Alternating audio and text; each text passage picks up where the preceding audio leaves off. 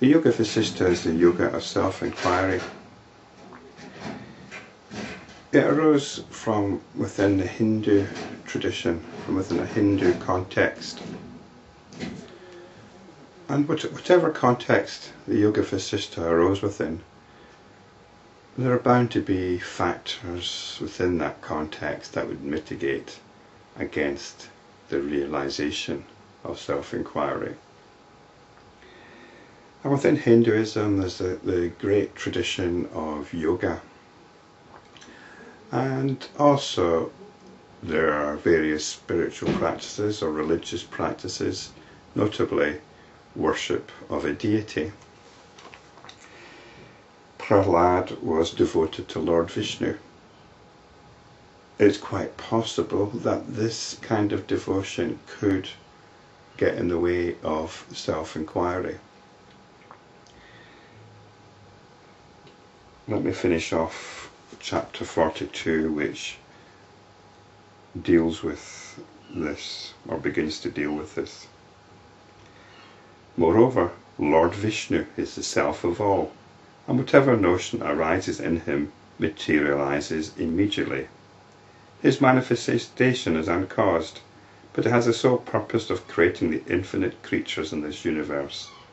By the attainment of self-knowledge, Lord Vishnu is realized, and by the adoration of Lord Vishnu, self-realization is attained. So it seems here that Lord Vishnu is being identified with the absolute Brahman, which makes some kind of sense because one of the traits of Lord Vishnu is that he's omnipresent, which is the same as the Brahman.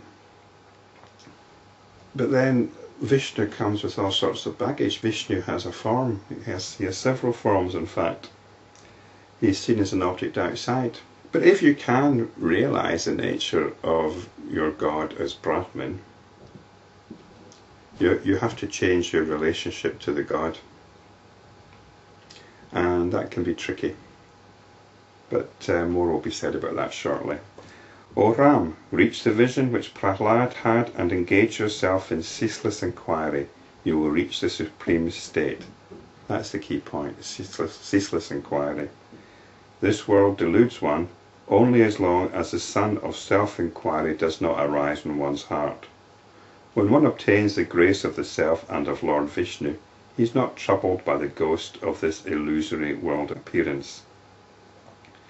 So we got this talk of grace, which has been soundly attacked in earlier chapters, and that's what's pursued. The question of grace is pursued in the next chapter, chapter 43. Rama asked, Holy Sir, you said that Prahlada attained enlightenment by the grace of Lord Vishnu. If everything is achieved by self-effort, why was he not able to attain enlightenment without Vishnu's grace? So the previous chapter tended to be affirming certain yogic notions and the validity of worshipping Lord Vishnu. But let's see what Vasishta's got to say now.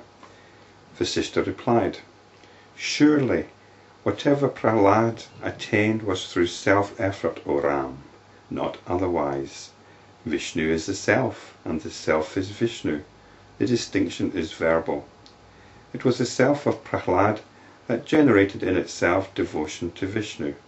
Prahlada obtained from Vishnu, who was his own self, the boon of self-inquiry, and through such inquiry attained self-knowledge. At times one attains self-knowledge through a self-inquiry undertaken through self-effort. At times this self-effort manifests as devotion to Vishnu, who is also the self, and thus one attains enlightenment. I think it's rather dubious that self-effort can manifest as devotion to Vishnu. Let's carry on and see what Vasishta says. Even if one worships Vishnu for a long time with great devotion, he does not bestow enlightenment on one who is not wise with self-knowledge. Thus, the foremost means for self-knowledge is self-inquiry. Grace and such other factors are secondary means. Hence, attain mastery over the senses, and by whole-souled, spiritual practice. I think this just means wholehearted. Spiritual practice, lead the mind along the path of self-enquiry. Resort to self-effort and cross the ocean of world appearance and reach the other shore. The territory we're in here is only of interest if you are a Hindu and you worship a deity. You need to reconcile that with the practice of self-enquiry. If you're not a Hindu, then it's not a problem. You don't need to worry about it. You just get on with self-enquiry, self-knowledge. If you think that Lord Vishnu can be seen without self-effort, why do the birds and beasts not get uplifted by him?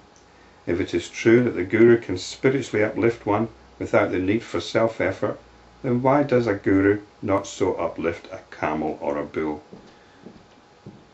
There's the idea that the Guru can almost bestow spiritual enlightenment or self-knowledge. That view is being explored here. No, nothing whatsoever is gained with the help of God or Guru or wealth or other means, but only by self-effort at a complete mastery of the mind. So there's not even any secondary means here, as was said in the previous paragraph. It's almost like Vasishta's moving from the traditional points of view to realizing the limited nature of these traditional points of view, and that there's only self-effort. What cannot be attained by the resolute practice of self-mastery, coupled with uncolouredness, freedom from every form of mental conditioning, cannot be attained by any other means in the three worlds. So we're getting to the point now. We're getting to the point. We're moving from the traditional understanding, the traditional teachings, the traditional beliefs, to the realization that there is only the possibility of self-realization through self-enquiry, through self-effort. Hence, adore the self by the self. Worship the self by the self, behold the self by the self, and be firmly established by the self in the self. The cult of devotion to Vishnu has been founded with the intention of possibly inducing those people who've turned away from the study of scriptures, from self-effort and from self-enquiry to do something good. So in other words, if you're not up to self-enquiry, then by all means get on with religious practices. Determined and persistent self-effort is considered the best. In its absence, other forms of worship are prescribed. If there is complete mastery of the senses, of what use is worship? And if there is no mastery of the senses, of what use is worship? Without self-enquiry and the consequent inner tranquility, neither devotion to Lord Vishnu nor self-knowledge is possible. Hence resort to self-enquiry and the practice of cessation of distraction, and thus adore the self. If you are successful in this, you have attained perfection. If not, you are no more than a wild donkey. So here we've got it completely into perspective now. And the point gets further emphasized in the second part of this chapter.